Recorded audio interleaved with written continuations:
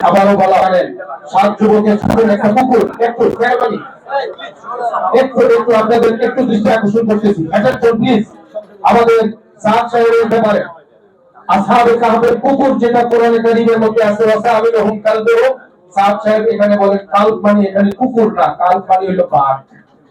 এইভাবে জমহুর মুফাসসিরিনের বাইরে গিয়ে অপব্যাখ্যা করেন। সাদ সাহেব বলেছেন হেদায়েত যদি আল্লাহর হাতে হতো তাহলে আল্লাহ যুগে যুগে নবী কেন পাঠাইলেন?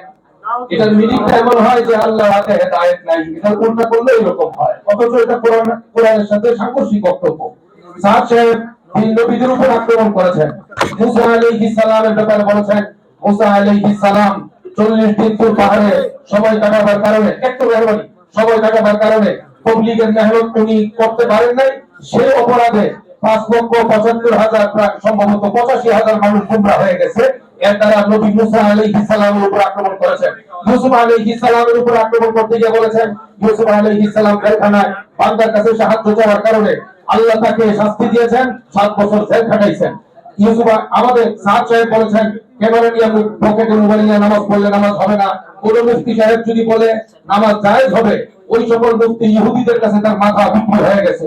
সাদ সাহেব বলেন কোরআন শরীফ তরজমা পড়ে কোরআন শরীফ পড়া ওয়াজিব। কেউ যদি তরজমা না বুঝে কোরআন শরীফ পড়ে ওয়াজিব ছেড়ে দিলে যে গুনাহ হবে সেই গুনাহ হবে। সাদ সাহেব বলেন মক্কা শরীফ মদিনা শরীফের পরে 3 নম্বর হাসবত ওয়ালা পবিত্রতম জায়গা ইন্ডিয়ার নিজামউদ্দিন মার্কাজ। সাদ সাহেবের এই রকম বক্তব্যগুলোর পরে তার অনুসারী আব্দুল্লাহ মানসুর সাহেব বাংলাদেশে উনি একটা বই লিখছে ইমারত হি সুন্নাত হ্যায়। সেই বইয়ের 16 নম্বর পৃষ্ঠায় উনি কোট করে লিখেছেন সাদ সাহেব বিশ্ব আমির, তাকে যারা বিশ্ব আমির মানবে না তাকে হত্যা করা উচিত। এই জাতীয় কোরআন হাদিস এর সাথে বিকৃত বিবর্জিত এই ধরনের বক্তব্যের কারণে এরকম শত শত বক্তব্য আছে।